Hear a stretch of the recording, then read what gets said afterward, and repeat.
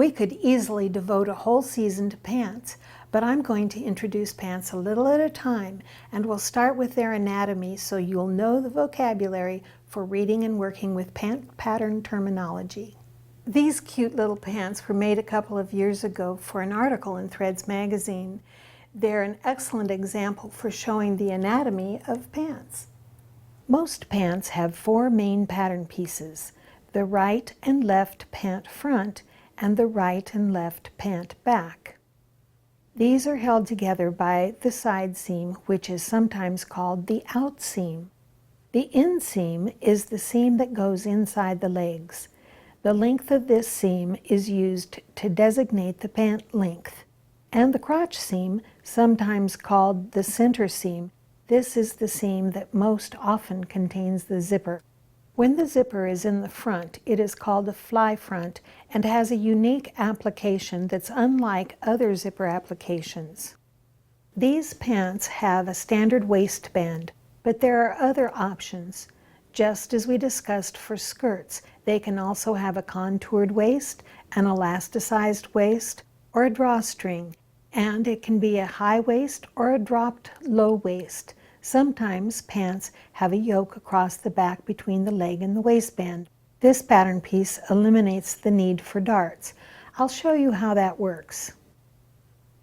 Here is a basic pant leg back pattern piece. Cut along one of the dart legs and lap the edge to meet the remaining dart leg and tape the dart closed.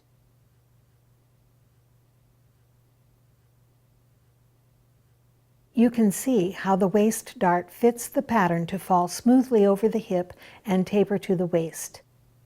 This shaping is called the dart control. Now draw a horizontal line. It can be straight or curved from the side seam to the center back seam where you want the yoke to be. Cut along this line. Here's the yoke piece, and notice how nice and flat it is. It no longer needs a dart to make it shape the body. But the dart control is still working on the lower piece. But look at what happened. When I folded out the dart and then cut through it, the dart control was transferred to this seam. You can see it right here. Now I'm going to transfer the remaining control in the dart to the opposite side of the seam. To do that, I'll cut from the side seam to the dart point.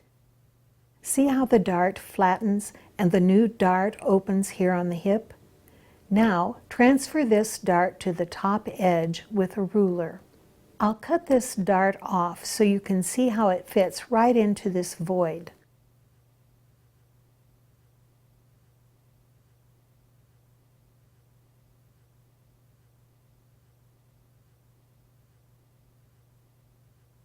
Now I'll tape the seam together so that you can see how, even though the darts can no longer be seen, the original dart control remains. Before using this pattern, add a seam allowance to both sides of the cut line and you now have the yoke pattern. When you construct the pants, sew the yoke to the leg and then assemble the pants as usual.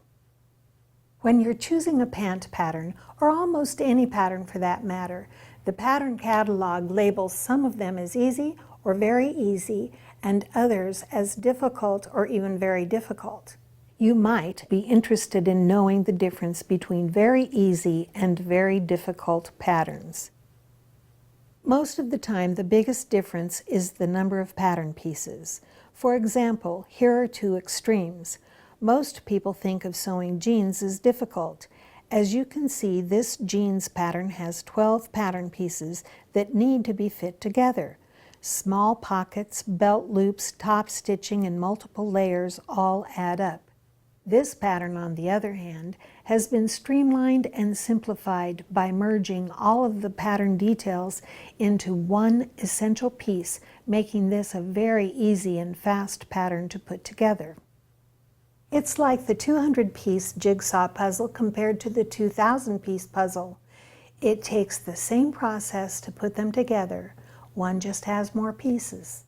But the element that I think qualifies a pattern as difficult is sewing opposing shapes together in a seam, such as sewing a concave curve into a convex curve. Let me give you a few pointers on taming this beast. Here, the seam allowances have been added, and you see when I try to align these edges, they don't match. Instead of matching the cut edge to sew this seam, you need to match the seam line. Mark it on the wrong side of your fabric pieces. Basting is always a good way to mark. I'm showing you here in paper so you can see through the seam allowances, but in fabric, I pin the layers together at the beginning and end, catching just a few threads right on the seam line. The edges won't be smooth because each one is trying to pull in the opposite direction. Go to your sewing machine and sew right on the basting, driving your seam a few stitches at a time and arranging your fabric layers to match, if only for a very short distance. Pull the pins when you come to them. When you're finished sewing, you can press, trim, and clip your seam allowances according to the amount of curve and weight of your fabric. Tight curves need to be trimmed with a narrower seam allowance, and the curve may need to be clipped to lie smoothly. That's the best way I know to join seams that aren't the same shape.